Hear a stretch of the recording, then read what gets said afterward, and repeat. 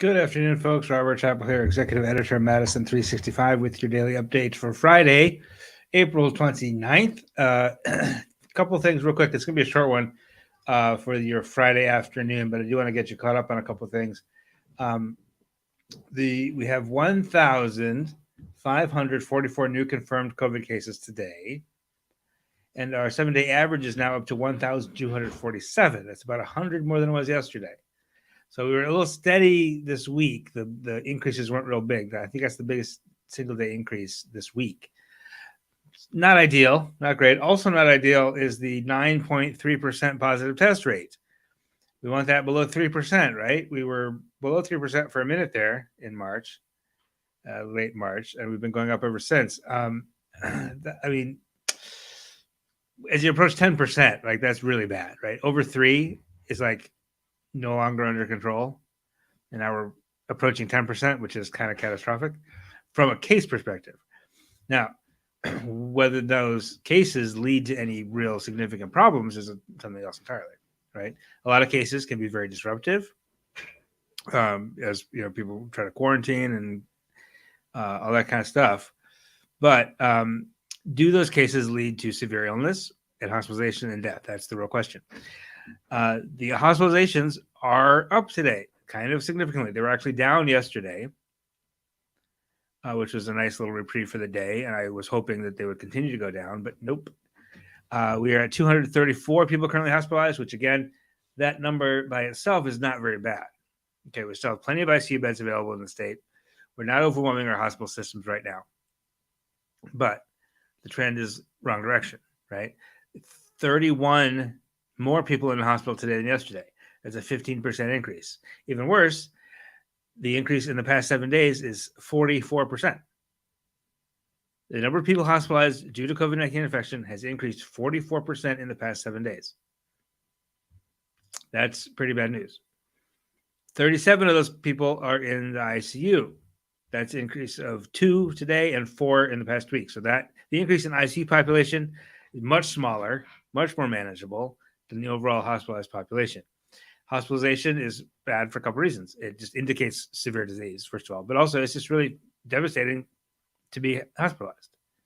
Like it's even if you get in a hospital for a day or two and come back out, like that's not a trivial matter, right? That means you were very, very sick and lost some wages probably, and can be financially devastating to just have to stay in the hospital for a couple of days. So that's not trivial at all that folks get hospitalized. That said, we wouldn't start talking about overwhelming hospitals until we're approaching 1,000 or 1,200 or 1,500, which is where we were back in January, right? So this is a problem on an individual level more than a population level right now. But the trend is wrong, is bad. We don't like it. The other number that we have that is okay for now and will probably go up is the 7-day average of deaths confirmed, which is now at 1. It has been at 1 for the last 3 days. It was at 2 before that. So that is very low. I think it was 1 per day is the lowest it's been since they've been reporting that. Okay. So that's relatively good news. If that goes up, the question is how far does it go up? Does it go back up into the 30s? I doubt it, but we'll see. All right, that's the COVID news for today. I'm going to take a short pause. We got just a couple of little things to talk about for your Friday afternoon and into your weekend. So don't go away. We're going to hear from a word from our sponsor, Madison College. We'll be right back right after this. Apply yourself this summer. At Madison College, we encourage you to be your truest self. You're an empowered persuader. You exude positivity, and you're not afraid to stand up for what you believe in. Whether it's cool clothes or hot music, your friends count on you to zhuzh it up. For you, life is all about creating a brighter future. And at Madison College, we can't wait to see what you do. Apply yourself this summer. All right, a couple of things to mention. First of all, it is next weekend is the May 5th is the day of remembrance and action for missing and murdered Indigenous women. And there will be an event in Madison. We're going to have a preview of that event early next week. But for today, I want to let you know about the Missing and Murdered Indigenous Women's Walk in Oneida, which will start at 11 a.m. on May 7th. It's next Saturday, not tomorrow, but next Saturday, on the Oneida Nation Reservation. Speakers will include Renita Hernandez, who's organizing it. She runs the Tribal Action Plan Office for the United Nations, as well as Elise Ars and Jenny Webster. Jenny Webster is on the Missing and Murdered Indigenous Women Task Force. Elise Ars is the daughter of Ray Turlicott, who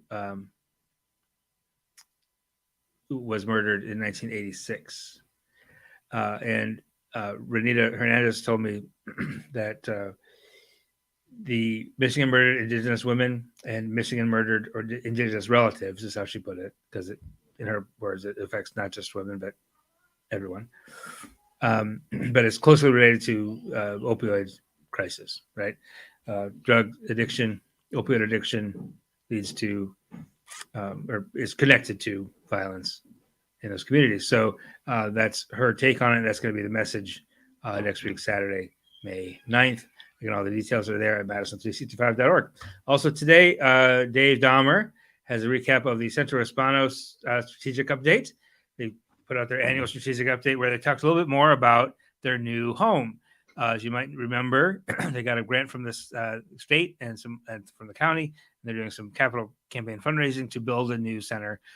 And they revealed the location of that center, which will be just really literally down the road from where they are now on Madison's south side.